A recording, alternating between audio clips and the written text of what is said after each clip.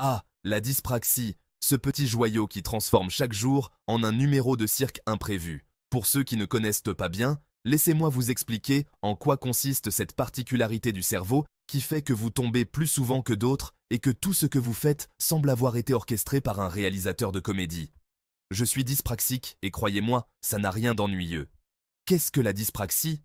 Bon, avant de rigoler un bon coup avec mes mésaventures, parlons sérieusement 2 minutes. Promis, ça ne durera pas longtemps. La dyspraxie, c'est quoi? C'est un trouble neurodéveloppemental qui affecte la coordination des mouvements.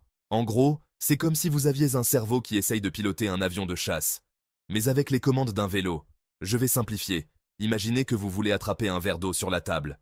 Pour quelqu'un sans dyspraxie, c'est un geste simple, automatique. Pour un dyspraxique, c'est tout un processus. Le cerveau doit calculer la distance, l'angle, la force à appliquer, et il peut se tromper à chaque étape.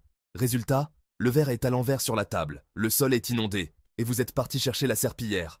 Encore. Ma première chute mémorable. Bon, maintenant que vous avez une petite idée de ce qui se passe dans ma tête, passons à ce qui nous intéresse vraiment, les chutes mémorables. Parce qu'avec la dyspraxie, chaque jour est une aventure. Prenons par exemple ma fameuse chute dans les escaliers. Un grand classique. Imaginez-moi, jeune et insouciant, descendant les marches d'un escalier dans un centre commercial, tout allait bien jusqu'à la dernière marche. Oui, la dernière. Je ne sais pas comment, mais j'ai réussi à rater cette simple marche. C'était le début de la fin. J'ai glissé, me suis étalé de tout mon long devant un groupe de touristes qui, apparemment, trouvaient mon numéro digne d'un spectacle de rue. Le plus beau dans tout ça, ce n'est pas la chute elle-même, mais ma tentative désespérée de rattraper la situation. Parce que dans la tête d'un dyspraxique, on se dit toujours « Je peux encore sauver les meubles !» Je me suis donc relevé d'un bond, comme un vrai ninja. Enfin, dans ma tête, pour me rendre compte que mon pantalon s'était accroché à une rambarde. Le temps que je tire dessus, j'avais déjà un petit public d'admirateurs. Bref, une sortie triomphale. Applaudissements. La danse des objets. Si vous pensiez que la dyspraxie ne touchait que mes pieds, détrompez-vous. Mes mains sont aussi des artistes imprévisibles. Vous savez, dans les films, ces scènes où un personnage lance accidentellement quelque chose dans les airs et que ça retombe toujours de manière spectaculaire? Voilà ma vie, mais sans le côté spectaculaire. Un jour, j'essayais de découper un simple bout de pain. Facile, non? Sauf que, pour moi, ça a viré au drame. Un coup trop fort avec le couteau, et boum, la baguette est partie en roulé-boulé à travers la cuisine. Je l'ai regardée comme on regarde une scène au ralenti dans un film d'action. Elle a fini sa course par terre, évidemment. Je ne vous parle même pas des œufs. Ah, les œufs.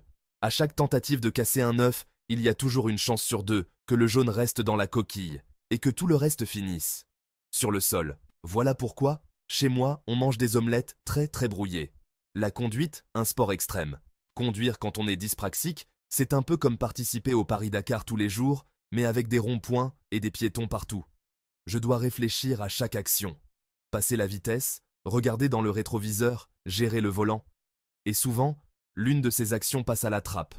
Une fois, en me garant, j'ai carrément réussi à confondre les pédales. Résultat, je n'ai pas freiné, non, j'ai accéléré. Et là, mon beau pare-choc a eu une rencontre imprévue avec le mur de la supérette du coin. Ce n'est pas arrivé à grande vitesse, mais assez pour que le propriétaire vienne me demander si je m'entraînais pour une scène de Fast and Furious. Spoiler, je ne m'entraînais pas. Conclusion, une vie pleine de rebondissements. Bref, être dyspraxique, c'est un peu comme être dans un monde parallèle, où tout ce qui paraît facile pour les autres est un véritable défi quotidien pour toi. On apprend à vivre avec, à rire de ses propres chutes, et à éviter les objets fragiles. Mais malgré tout, la dyspraxie ne m'a jamais empêché d'avancer. Certes, je tombe souvent, mais je me relève toujours, avec une bosse ou deux, mais je me relève. Et si toi aussi, tu connais un dyspraxique dans ta vie, rappelle-toi qu'il ne cherche pas à faire rire les autres à ses dépens, c'est juste sa réalité quotidienne. Alors, prends un siège, observe, et sois prêt à vivre des aventures aussi inattendues que mémorables. Oh, et si tu as aimé cette petite plongée dans mon monde bancal, n'oublie pas de t'abonner pour plus d'histoires où je tombe, glisse et brise des objets sans le vouloir. Parce qu'une vie de dyspraxique, c'est avant tout une vie pleine de surprises. Fin.